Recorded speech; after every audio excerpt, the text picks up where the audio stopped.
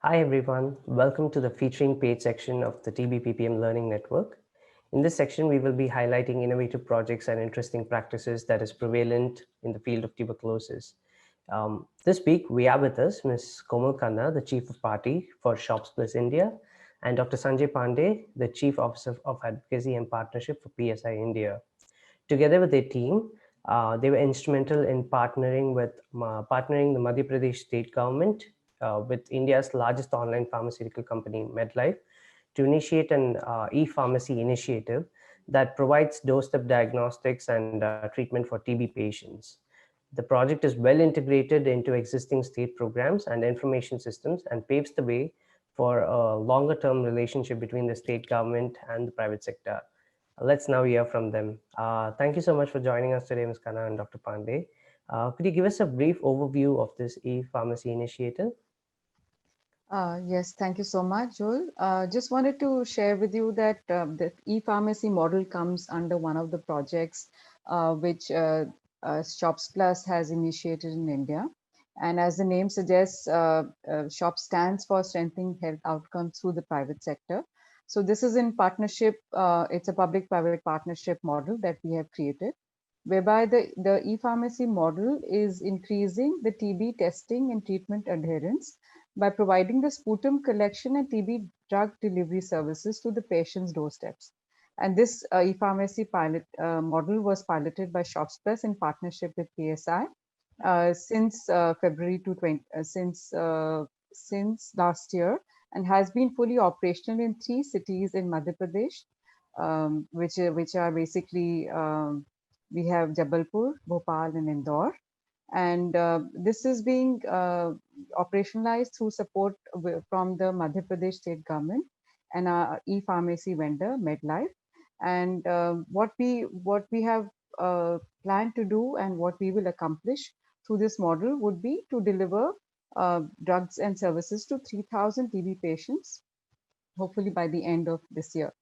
And we have teams which are deputed both at national, state, and city levels who are providing the technical support for this particular project. And so, what inspired the development of this initiative? Why did you come up with this initiative? Dr. Pandey, would you like to take that? Yeah, that's Yeah. really great. It's Yeah. really great to get this documented, the learning from the e-pharmacy. Yeah. So you see, almost 50% of the patients in the country, they go to the private sector, and the private sector, they do not have any data, or there's a huge number of people who are dropped out or who discontinue the treatment, and the out-of-pocket expenditure of the patient who is going to the private sector is very high, and that's why they also drop out. And especially for the migrant laborers and poor people, the continuity was a big question on that. So this situation, it really inspired to find out some solution on that. The second problem was also in the private sector, that the kind of prescription which they used to prescribe the medicines and the tests, they were quite different. It was not the uniform the way the government have prescribed the medicines and all. So, in under these circumstances, the inspiration comes that what can be the solution, how the private sector can really contribute, and the people's out-of-pocket expenditure can be minimized, and the free drug delivery can be extended to the private sector patients as well.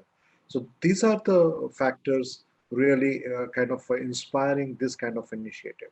So, in So, fact, I yeah. just wanted to add in here is that, when we talk about out of pocket expenses, to the Mhm. tune of $78 are being, are being decreased by $78 for these patients who are getting these services. So Great. that's how expensive it is. Yeah. Hmm. Okay. And it So, has also the potential to be expanded to other areas and products. okay. So, yeah. I'm sure a project with this scale would have had its challenges. What do you think were the major challenges that you had to overcome while implementing this project? We faced many challenges, and they were all multifaceted challenges. So to begin with, the really get convinced the private sector, because they had the fear that their patients may be shifted to the public sector on that. To really allay the fear and keep them engaged was one of the bigger challenge on that. Second was, how can we really talk to the private providers, qualified private providers, to really have the same prescription as the government is conducting the prescription, or similar kind of a diagnostic, what is available in the government's lab and other places. So then to convince them through the system, public health system, and also their association like IMA and other professional association, that was very helpful to really overcome this challenge. The second challenge was how to link the free supply from the government to the private sector patients. So that was another challenge then. And here the same say Nischay reporting portal really came in handy, that okay, all the patients of the TB, they can get the free drug supply and they can link up with the portion on this. So that was the second thing which was there on this. And the third was that this initiative have provided option and choice to the patient, that if they want, they can really take the drugs at their doorstep, or the sputum can be collected from their doorstep, and it can be delivered. The report can be delivered through the SMS and the other services on that. So these were the kind of major challenges which has come up on that. Then So how to really provide the administrative and other clearance for these things. So the state level committee at the governance and management and operational issue to resolve at the district level, those committees were really helpful because there were a lot of operational issues and this. And lastly, it was first of its kind. So even the MedLife was not interested. For example, the e-pharma companies, they had some fear to deal with the government and other things. So they were not coming forward on that. So to really get them ready and get them participate in this program was another challenge which were overcome. Okay. So yeah, so can I just add on to that that our project, as the name suggests, is catalyzing public-private engagement models, right? This was one of the very successful models that we have been able to establish. However, we also understand that both the government and the private sector are very hesitant to partner with each other, right? So we played that role of a neutral broker that helped them to come together. So, for example, like the MedLife contracting required substantial work on the part of the government to include e-pharmacy in the national partnership guidelines of the TB program, right? So that required a lot of advocacy on the part of Shops Plus and PSI to ensure that the government is able to accommodate e-pharmacy as part of their partnership guidelines, and that's how MedLife could work with the Madhya Pradesh government. While MedLife also had, like Dr. Sanjay said, that had its own challenges to see whether there is a significant business alignment, whether they will make a profitable business out of this, and whether they'll be successful. So that hesitation was always there, but I think having shown success on the ground, that gives the confidence to both the public and the private sector to come together. And that's what this project was able to accomplish. That sounds fantastic to hear. And so right now, how many people use this project? What is the coverage of the project? So at this moment, because this project have started, say, in one city, Jabalpur, by the end of December, and the other cities, Indore and Bhopal, by March, and then the COVID situation happened and all. So under this background, 568 sputums were collected from those people, and 1,353 patients were given the medicines, and the drug delivered was almost 2,586. That means many patients have got drug because there's a repeat drug delivery because they get the monthly doses. So that's why this total number of drug delivered were 2,586. That means many patients have got more than 2 times also the drug delivered at their doorstep. And I'm sure COVID situation like would have impacted the project. But one thing while reading about your project, I felt was that during the COVID, your project did definitely help these TB patients in continuing the treatment. So could you give us a brief overview of how COVID played a role in this project, and what kind of what adaptations you did to overcome that? Oh, yes, it really.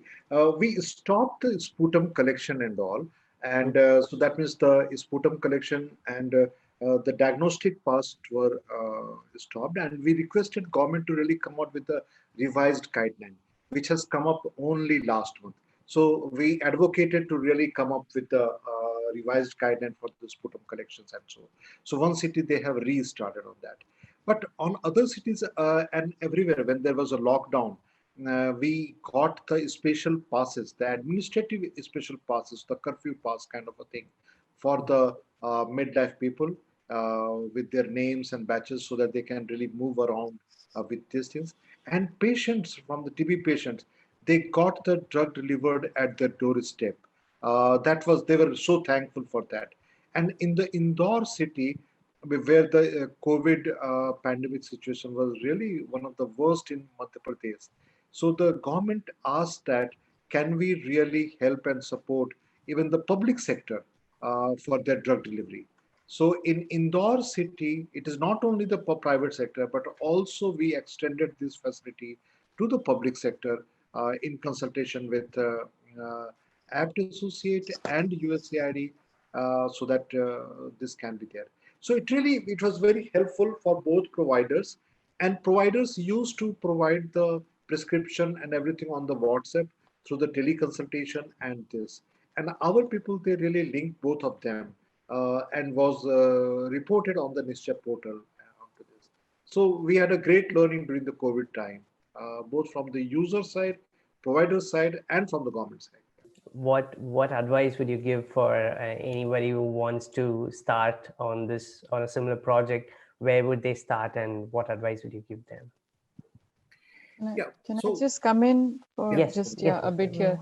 So I think trying out these innovative and sustainable mechanisms which are market based, right, where we are talking to the where we reaching out to the patients directly, and also expanding the access to both testing and treatment adherence. It is always very welcome. And in a geography like India, which is so vast, the e-market and the e-pharmacy is rapidly growing and has established a great platform to be able to deliver the drugs and also do the testing. So these market-based approaches of online pharmacies are strengthening the supply chain of drugs and having along with the diagnostics and ensuring access of services at the doorstep of patients, right?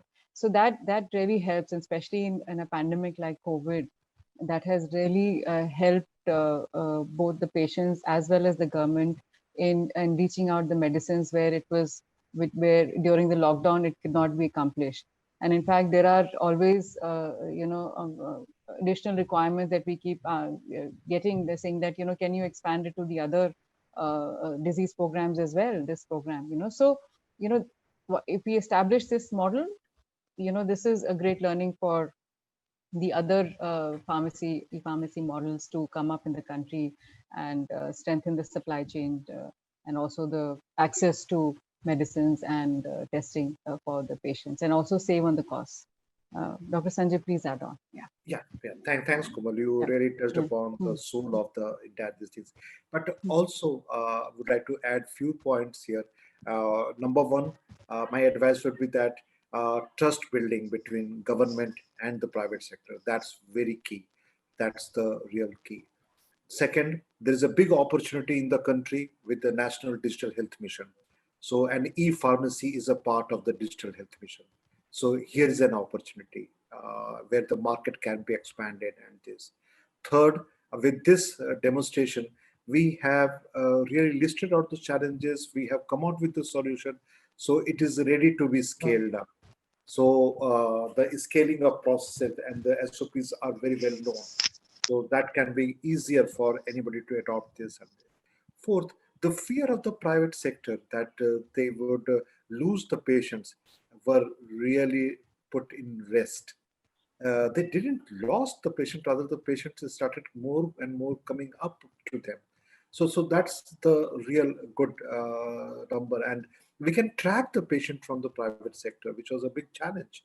And the same medicines are being prescribed, say FDC3 and FDC4 drugs are being given uniformly to everybody. And the out-of-pocket expenditure, as Komal have mentioned, now there is a saving of $78 per person, uh, which is a good saving for the country like India into this. So we have a great learning, and it's a part of the strategic documents of the Government of India and the state governments. So we are ready to go. Yeah. Okay. Great. Thank you so much for all the information that you shared with us. It was really useful, and I'm sure it will be very useful for our network members too. And thank you for taking the time to speak with us. I really appreciate it.